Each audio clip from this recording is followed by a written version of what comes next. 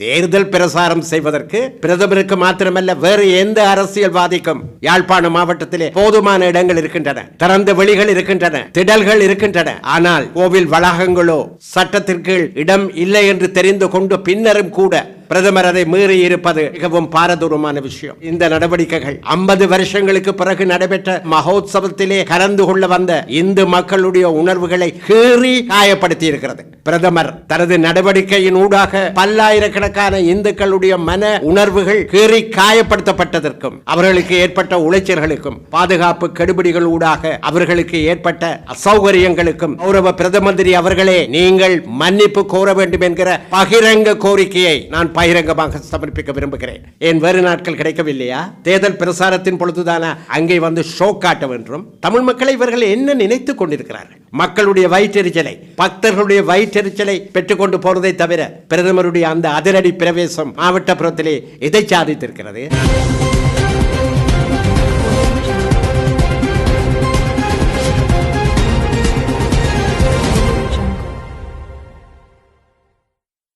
எல்லோருக்கும் என்னுடைய தாழ்மையான வணக்கம். இன்றைய தினம் இந்த செய்தியாளர் மகாநாட்டை அவசரமாக நடாத்த வேண்டிய கட்டாயமான சூழ்நிலையை நேற்றைய தினம் யாழ்ப்பாண மாவட்டத்திற்கு விஜயம் செய்த பிரதம மந்திரி ஹரணி அமரசூரி அவர்கள் ஏற்படுத்தியிருக்கின்றார். உள்ளூராட்சி தேர்தல் எதிர்வரும் 6ஆம் தேதி நடைபெற இருக்கின்றது. தேர்தல் சட்ட விதிகள் நடைமுறையில் உள்ளன. தேர்தல் சட்ட விதிகளை பின்பற்றி நடக்குமாறு வேட்பாளர்களுக்கும் அரசியல் கட்சிகளுக்கும் களத்தில் உள்ள சுயேட்சை குழுக்களுக்கும் தேர்தல் ஆணைக்குழு திட்டவட்டமான வரையறைகளை விதிமுறைகளை உணர்த்தி இருக்கிறது. இந்த பின்னணியிலே இந்த நாட்டின் ஆட்சி துறையிலே 2வது இடத்திலே அமர்ந்திருக்கிற பிரதமர் கலாநிதி ஹரணி அமரசூரி அவர்கள் நேற்றைய தினம் யாழ்ப்பாண மாவட்டத்திலே தேர்தல் பிரசார கூட்டங்களிலே தீவிரமாக கலந்து கொண்டிருக்கிறார். அது பிரச்சனைக்குரிய விடயமல்ல, அது அவருக்குள்ள உரிமை. ஆனால் பிரச்சார கூட்டங்களுக்கு இடையிலே அவர் என்ன செய்திருக்கிறார் என்பதுதான் இப்பொழுது வடக்கு மக்களை பொறுத்த மட்டிலே, யாழ்ப்பாண மாவட்ட மக்களை பொறுத்த மட்டிலே பாரதூரமான கேள்விகளை எழுப்பியிருக்கிறது. வரலாற்று புகழ்மிக்க மாவட்டபுரம் கந்தசுவாமி ஆலயத்தின் மகோத்சவம் மகாயாகம் 50 வருடங்களுக்கு பிறகு நேற்று நடாத்தப்பட்டது. யாழ்ப்பாண மாவட்டத்தில் மட்டுமல்ல, வடக்கு மாகாணத்தில் மட்டுமல்ல, வடக்கு கிழக்கு மாகாணங்கள் மற்றும் மலையகம் கொழும்பு உட்பட இலங்கையின் பல்வேறு பகுதிகளில் இருந்தும் வெளிநாடுகளில் இருந்தும் மாவட்டபுரம் கந்தனை தரிசிப்பதற்கு இந்து மக்கள் திரளாக நேற்று வந்திருந்தார்கள். ஆலய வழிபாட்டு கிரியைகள் நடைபெற்று கொண்டிருந்த நேரத்திலே அதிரடியாக தனது பாதுகாப்பு அதிகாரிகளோடு ஆலயத்திற்குள்ளே பிரவேசித்த பிரதமர் ஹரணி அமரசூரிய தனது நடவடிக்கையின் ஊடாக அங்கு குழுமியிருந்த பல்லாயிரக்கணக்கான பக்தர்களுக்கு அவர்களுடைய வழிபாட்டு உரிமைகள் தொடர்பிலே பாரதூரமான இடைஞ்சல்களை ஏற்படுத்தி இருக்கின்றார். பிரதமர் வருகிறார் என்றால் பாதுகாப்பு அதிகாரிகளும் வருவார்கள், அது புரிந்து கொள்ளப்படக்கூடியது. ஆனால் ஆலய வளாகத்துக்குள்ளே பாதுகாப்பு அதிகாரிகள் நுழைவதாக இருந்தால் தங்களது காலணிகளை அகற்றிவிட்டுத்தான் நுழைய வேண்டும். இது பரவலாக ஏற்கப்பட்டு பின்பற்றப்பட்டு வந்திருக்கிற நடைமுறை எந்த ஒரு ஆலயம் தொடர்பிலும். ஆனால் நேற்று பிரதமர் ஹரணி அமரசூரி அவர்களோடு வந்த பாதுகாப்பு அதிகாரிகள் தங்கள் காலணிகளோடு அதிரடி படையினர் உட்பட ஆலய வளாகத்துக்குள்ளே ஆலய மகோத்சவ நடவடிக்கைகள் நடைபெற்று கொண்டிருந்த நேரத்திலே பிரவேசித்து அங்கு தரித்து நின்றிருக்கிறார்கள். இது தூரமான மன உளைச்சல்களை மாத்திரமல்ல, கஷ்டங்களையும் அங்கு குழுமியிருந்த பக்தர்களுக்கு ஏற்படுத்தி இருக்கிறது. பக்தர்கள் கடுமையான பாதுகாப்பு சோதனைகளுக்கு உட்படுத்தப்பட்டிருக்கிறார்கள். நாங்கள் கேட்க விரும்புகிறோம், இந்த நாட்டின் பிரதமரே, ஆட்சித்துறையில் 2வது இடத்தில் அமர்ந்திருப்பவரே இவ்விதம் நடந்து கொண்டால் இந்த நாட்டிலே சட்டம் ஒழுங்கு என்ன நிலையிலே இருந்து கொண்டிருக்கின்றன என்பதற்கு அது ஒன்றே போதுமானது. ஒரு புறத்திலே சட்டத்தின் ஆட்சியை நடாத்தி கொண்டிருப்பதாக கூறுகிற இந்த அரசாங்கத்தினுடைய பிரதமர் இவ்விதம் நடந்து கொண்டிருப்பது மிகவும் பாரதூரமான விஷயம், தேர்தல் விதிமுறைகளை மீறி இருக்கிற விஷயம். அது மாத்திரமல்ல, இந்து ஆலயத்திலே பல்லாயிரக்கணக்கான பக்தர்கள், அவர்களிலே பெருமளமானவர்கள் வாக்காளர்களும் கூட கலந்து கொண்டிருந்த நேரத்திலே அங்கு வந்து இவ்விதம் நடந்து கொண்டிருப்பது மாத்திரமல்ல, அவருடைய அந்த பிரசன்னமே, அவர் வந்ததே ஒரு மலிவான தேர்தல் பிரசார நடவடிக்கை தான். ஏனெனில் அவர் ஆலயத்தின் சுற்றாடலிலே பத்திரிகையாளர்களோடு செய்தியாளர்களோடு அரசியல் பேசியிருக்கிறார். அவருக்கு இந்த அதிகாரத்தை கொடுத்தது யார்? இந்த நாட்டின் எந்த சட்டத்தின் கீழே இது அனுமதிக்கப்பட்டிருக்கிறது என்ற கேள்வியை நான் எழுப்ப விரும்புகிறேன். கடந்த 75 வருஷங்களிலே எங்கள் நினைவு கேட்டிய வரையிலே மாவட்டபுரம் கந்தசுவாமி ஆலயத்திற்கு பல்வேறு ஆட்சி தலைவர்கள், அமைச்சர்கள் வந்து போயிருக்கிறார்கள். அவர்கள் வருவார்கள், அங்கே பிரார்த்தனையிலே ஈடுபடுவார்கள். அவர்களுக்குரிய மரியாதையும் கோவில் நிர்வாகத்தாலே வழங்கப்படும். அதை பெற்றுக்கொண்டு அவர்கள் போய்விடுவார்கள். இதுபோல ஒரு சாதாரண நாளிலே பிரதமர் வந்திருந்தால் பிரச்சனையே கிடையாது. அதை நாங்களும் புரிந்து கொண்டிருப்போம், மகிழ்ச்சியும் அடைந்திருப்போம். ஆனால் தேர்தல் பிரசாரம் மும்முரமாக நடைபெற்று கொண்டிருக்கிற பொழுது, தேர்தல் பிரசாரத்திற்காக யாழ்ப்பாண மாவட்டத்திற்கு வந்த கௌரவ பிரதம மந்திரி அவர்கள் கூட்டங்களை நடாத்தி கொண்டு இடை நடுவிலே மாவட்டபுரம் ஆலயத்திற்கும் காரநகரில் உள்ள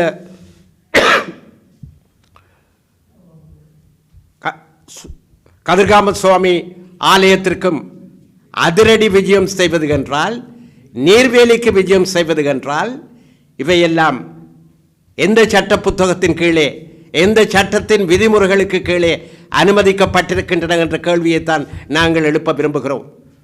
தேர்தல் பிரசாரம் செய்வதற்கு பிரதமருக்கு மாத்திரமல்ல, வேறு எந்த அரசியல்வாதிக்கும் யாழ்ப்பாண மாவட்டத்திலே போதுமான இடங்கள் இருக்கின்றன, திறந்த வெளிகள் இருக்கின்றன, திடல்கள் இருக்கின்றன, மைதானங்கள் இருக்கின்றன.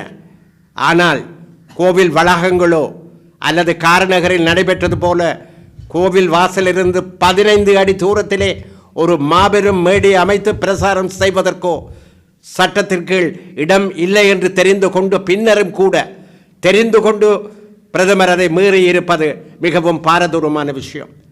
அவருடைய இந்த நடவடிக்கைகள் அங்கே அமைதியாக பிரார்த்திக்க வந்த 50 வருஷங்களுக்கு பிறகு நடைபெற்ற அந்த மகோத்சவத்திலே கலந்து கொள்ள வந்த இந்து மக்களுடைய உணர்வுகளை கீறி காயப்படுத்தி இருக்கிறது.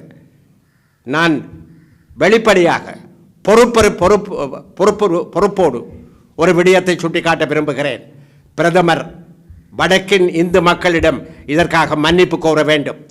தனது நடவடிக்கையின் ஊடாக அன்றைக்கு நேற்றைக்கு அங்கே குழுமியிருந்த பல்லாயிரக்கணக்கான இந்துக்களுடைய மன உணர்வுகள் கீறி காயப்படுத்தப்பட்டதற்கும் அவர்களுக்கு ஏற்பட்ட உளைச்சல்களுக்கும் பாதுகாப்பு கெடுபிடிகள் ஊடாக அவர்களுக்கு ஏற்பட்ட அசௌகரியங்களுக்கும் கௌரவ பிரதம மந்திரி அவர்களே நீங்கள் மன்னிப்பு கோர வேண்டும் என்கிற பகிரங்க கோரிக்கையை நான் பகிரங்கமாக சமர்ப்பிக்க விரும்புகிறேன். இது மலிவான அரசியல் அல்ல. அரசியல் களத்தில் யாரும் எதிர்கொள்ளலாம். இது ஒன்றும் புதினமானது அல்ல. நீண்டகால அரசியல்வாதிகள் என்ற முறையிலே எங்களுக்கு இது நன்றாக தெரியும். ஒருவேளை பிரதமர் சமீப காலத்திலே அரசியலுக்கு வந்தவர், ஆனால் அவருக்கு இந்த அடிப்படை விஷயங்கள் கட்டாயமாக தெரிந்திருக்க வேண்டும். ஆகவேதான் நாங்கள் இந்த சந்தர்ப்பத்திலே கடுமையான கண்டனத்தை, இந்த விதிமுறை மீறல்கள் மாத்திரமல்ல, இந்து மக்களுடைய உணர்வுகளை இந்து ஆலயத்திற்குள்ளேயே வைத்து காரநகரிலும் மாவட்டபுரத்திலும் நீர்வேலியிலும் காயப்படுத்திய நடவடிக்கைகள் தொடர்பிலே கௌரவ பிரதம மந்திரி அவர்கள் பகிரங்கமாக மன்னிப்பு கோர வேண்டும் என்கிற கோரிக்கையை நாங்கள் சமர்ப்பிக்க விரும்புகிறோம், மன்னிப்பை கோருகிறோம். இன்றைக்கு வடக்கிற்கு அமைச்சர்கள் பணியெடுக்கிறார்கள், அதை எங்களால் புரிந்து கொள்ள முடியும். இது தேர்தல் களம், தாராளமாக வரட்டும், தாராளமாக மோதட்டும். இன்றைக்கு நண்பர் விஜிதஹரத் கௌரவ அமைச்சர் அவர்கள் வந்திருக்கிறார், பிரச்சனை கிடையாது. ஆனால் ஆலய வளாகங்களை, ஆலய நிகழ்வுகளை தயவு செய்து விட்டுவிடுங்கள். அங்கே உங்களுக்கு இடமில்லை, எந்த அரசியல்வாதிக்கும் இடமில்லை, நான் உட்பட எவருக்கும் இடமில்லை. அது பக்தர்களுக்கு, மக்களுக்குள்ள வழிபாட்டு உரிமையின் அடிப்படையிலே முழுக்க முழுக்க உரிமையான பிரதேசம், உரிமையான வைபவங்கள், நிகழ்வுகள். ஆகவே தயவு கூர்ந்து இந்த சந்தர்ப்பத்திலே இனியாவது இப்படியான விடயங்களுக்கு முற்றுப்புள்ளி வைக்கப்பட வேண்டும் என்றும், மலிவான தேர்தல் பிரசார நடவடிக்கைகளை இனிமேலாவது நிறுத்திக் கொள்ள வேண்டும் என்று நாங்கள் கூறுவதோடு, இந்த நடவடிக்கைக்கு நாங்கள் விடுத்திருக்கிற இந்த கோரிக்கை தொடர்பிலே கௌரவ பிரதம மந்திரி அவர்கள் என்ன பதிலளிக்கப் போகிறார் என்பதை இந்து மக்கள், ஏன் ஒட்டுமொத்த தமிழ் மக்களும் எதிர்பார்த்திருக்கிறார்கள் என்பதை இந்த சந்தர்ப்பத்திலே நான் கூறி வைக்க விரும்புகின்றேன். பல அத்தியாவசிய பிரச்சனைகள், குடிநீர், கல்வி போன்ற விடயங்கள் மக்களுக்கு ஒரு லக்ஸரியான விடயமாக மாறி இருப்பதற்கு கடந்த கால பிரதிநிதிகளினுடைய ஊழல் செயற்பாடுகள் தான் காரணம் என்று பிரதமர் சுட்டிக்காட்டியிருக்கிறார். அது தொடர்பான பிரதமருடைய இந்த புதிதான கண்டுபிடிப்புகளுக்கெல்லாம் நான் பதில் சொல்ல விரும்பவில்லை. கடந்த காலத்திலே அடுத்தடுத்து வந்த அரசாங்கங்கள் யுத்தம் முடிந்த பிறகு கடந்த 15 வருஷங்கள் என்ன செய்தன? ஆட்சிக்கு வந்து கடந்த 6 மாத காலமாக இந்த அரசாங்கம் என்ன செய்து கொண்டிருக்கிறது? எங்கள் பிரதிநிதிகளுக்கு என்ன அதிகாரங்கள் இருந்தன? சிந்தித்து பாருங்கள். மாகாண சபைக்கு கொடுக்கப்பட்ட அதிகாரங்கள் கூட மட்டுப்படுத்தப்பட்டன, பறிக்கப்பட்டன, முடக்கப்பட்டன. தேர்தல் ஒத்திவைக்கப்பட்டு, மாகாண சபை தேர்தல் ஒத்திவைக்கப்பட்டு எத்தனை வருஷங்கள் ஆகிவிட்டது? மீண்டும் மீண்டும் தேர்தல் நடத்துவோம் என்கிற வெற்று வாக்குறுதிகளை இன்றைய ஆட்சியாளரிடம் இருந்து கூட கேட்டு எத்தனை தடவைகள் ஆகிவிட்டன. இந்த கதையெல்லாம் இங்கே யாரும் விட வேண்டாம். சிவபூசையிலே கரடி நுழைந்தது என்று கூறுவார்கள். அதை ஞாபகப்படுத்துவது போல நடவடிக்கைகளை மேற்கொண்டு விட்டு இங்கே சால்ஜாப்பு யாரும் கூற வேண்டாம். இங்கே இவ்வளவு காலமும் யுத்தம் முடிந்த பிறகு வெளிநாட்டிலிருந்து, நாடுகளிலிருந்து கிடைத்த பல 1000 கோடி ரூபாய்களுக்கு என்ன நடந்தது? பதில் சொல்ல வேண்டும். ஒரு கட்டத்திலே சந்திரிகா அரசு ஆட்சி நடத்தி கொண்டிருந்த பொழுது ஒரு குறுகிய காலம் பங்காளர்களாக இருந்தவர்கள் தான் இந்த ஜேவிபி கட்சியினர், இன்றைய தேசிய மக்கள் சக்தியினர். யுத்தம் நடந்த போதும் சரி, முடிந்த பிறகும் சரி, வடக்கு மக்கள் தொடர்ந்து அனுபவித்துக் கொண்டிருக்கிற இந்த துன்ப துயரங்களுக்கு நிரந்தரமான தீர்வு வேண்டுமாக இருந்தால், திடமான தீர்வு வேண்டுமாக இருந்தால் எங்களுக்கு அதிகாரங்கள் வேண்டும், எங்கள் மக்களுக்கு அதிகாரங்கள் வேண்டும். அந்த அதிகாரங்களை தந்து பாருங்கள்.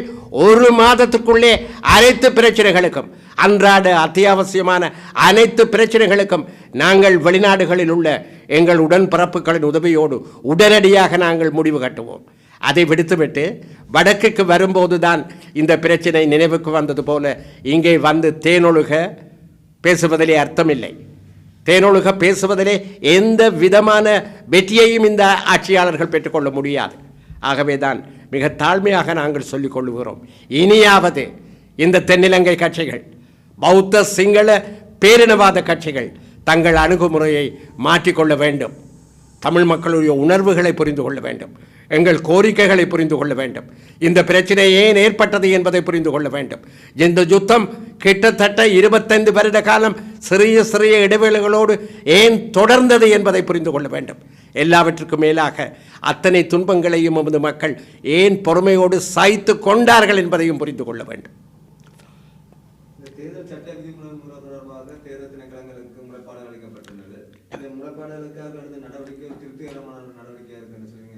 நேற்றைய தினம் முறைப்பாடுகள் கொடுக்கப்பட்டன, இன்றும் சில முறைப்பாடுகள் கொடுக்கப்பட இருப்பதாக அறிகிறேன்.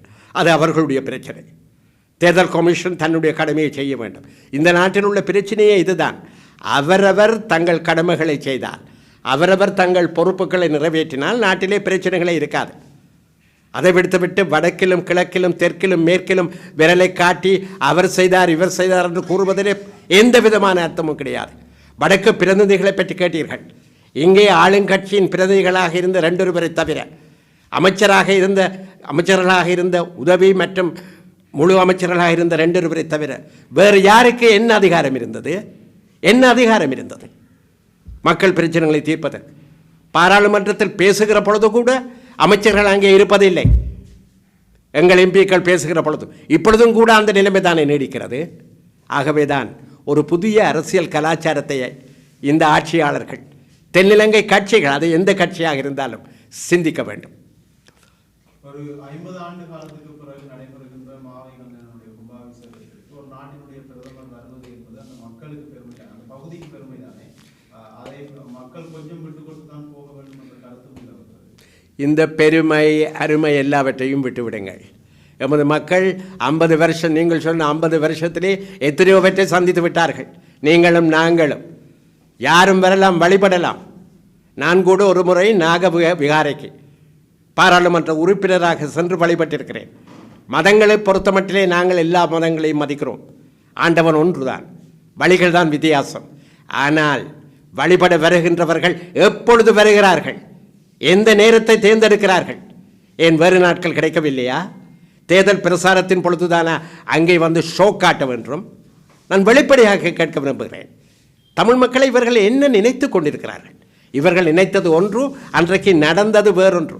மக்களுடைய வயிற்றெரிச்சலை, பக்தர்களுடைய வயிற்றெரிச்சலை பெற்றுக்கொண்டு போனதை தவிர பிரதமருடைய அந்த அதிரடி பிரவேசம் மாவட்டப்புறத்திலே எதை சாதித்திருக்கிறது? அவருடைய நன்மைக்காகத்தான் சொல்கிறேன். தயவு செய்து இனியாவது உங்கள் அருகில் இருக்கிற இந்த சின்ன சின்ன அரசியல்வாதிகள், எடுபிடிகள் சொல்வதை கேட்காமல், நீங்கள் படித்தவர்கள், பண்பானவர்கள், விஷயம் தெரிந்தவர்கள், உங்கள் சொந்த மூளையை பாவித்து செயல்படுங்கள். இங்குள்ள சில சில்லறை தமிழ் அரசியல் நடவடிக்கையாளர்கள், சமீபத்திலே வந்தவர்கள், அவர்களுடைய சொற்களை தயவு செய்து ஒரு காதால் கேட்டு மறுகாதால் விட்டுவிடுங்கள். உங்களிடம் சுய மூளை இருக்கிறது, ஏன் நீங்கள் அதை உபயோகிக்கக்கூடாது? நன்றி நண்பர்களே. நேற்று இடம்பெற்ற நீர்வேலி இடம்பெற்ற பிரச்சார கூட்டத்தில் வந்து தங்களோட கூட்டத்தை குழப்பறதுக்கு சில அரசியல் நடிகர்கள் முயற்சிக்குதுன்னு சொல்லியும் தாங்கள் நேர்மையாகத்தான் செய்யப்படலாம் என்ற ஒரு துணியில் கடத்தொழில் அமைச்சர் வந்து தெரிவித்திருந்தார். இதை நீங்கள் எப்படி? கடத்தொழில் அமைச்சர் என்னுடைய நீண்ட கால நண்பர், ஒரு சகோதரரை போல நான் அவருடன் பழகியிருக்கிறேன். இப்பொழுதே நான் நேற்றைய தினம் இங்கே உள்ளூர் தொலைக்காட்சி சேவை ஒன்றில் ஒரு நிகழ்ச்சியை பார்த்தேன். அவரை வடக்கிலிருந்து அகற்றுவதற்கு கூட அவருடைய கட்சிக்குள்ளே பிரதேசவாதம் முன்னெடுக்கப்படுகிறது. அவருடைய பதவியை குறிவைக்கிற சில சுண்டலிகள் அவருக்கு எதிராக ஒரு பிரசாரத்தை ஒரு சில நபர்கள் மூலம் முன்னெடுக்க தொடங்கியிருக்கிறார்கள். அப்பட்டமான பிரதேசவாதம் நேற்றைய தினம் உள்ளூர் தொலைக்காட்சி சேவை ஒன்றில் நடைபெற்ற நிகழ்ச்சியிலே நண்பர் சந்திரசேகரனை குறிவைத்து கக்கப்பட்டது. இதுதான் அங்கே இருக்கிற நிலைமை, இவருடைய தேசியம். ஆகவே முதல்ல அவர்கள் தங்களுடைய வீட்டை ஒழுங்குபடுத்திக் கொள்ளட்டும். நண்பர் சந்திரசேகரன் மீது எனக்கு மதிப்புண்டு, மரியாதை உண்டு. ஆனால் ஆலய வளாகத்திலும் சுற்றாடலிலும் கூட்டங்களை போட்டுக்கொண்டு, ஆலய நிகழ்வுகளுக்குள்ளே அதிரடி பிரவேசம் செய்து கொண்டு, மக்களை துன்பப்படுத்தி கொண்டு, அதுவும் 50 வருஷத்துக்கு பிறகு மாவை கந்தனை சந்திக்க வந்த இந்து மத பக்தர்களின் உணர்வுகளை காயப்படுத்தி கொண்டு எதை சாதிக்க முடியும் என்பது அனுபவமிக்க நண்பர், அரசியல் அனுபவம் நிறைந்த என்னுடைய நல்ல நண்பர், சகோதரர் சந்திரசேகரன் அவர்களுக்கு கட்டாயம் தெரிந்திருக்க வேண்டும். அவராவது இனி வருகிற காலங்களிலே இந்த ஆட்சித்தலைவர்களுக்கு, அமைச்சர்களுக்கு அதை எடுத்து சொல்ல வேண்டும். சின்ன சின்ன சுண்டலிகள் எல்லாம் கூறுகிற இந்த கோரிக்கைகளை அல்லது சமர்ப்பிக்கிற வேண்டுகோள்களை புறந்தள்ளுங்கள் என்று அமைச்சர்களுக்கு அவர் எடுத்து சொல்ல வேண்டும். நான் இதை உரிமையோடு நண்பர் சந்திரசேகரனுக்கு கூறி வைக்க விரும்புகிறேன். நன்றி நண்பர்களே.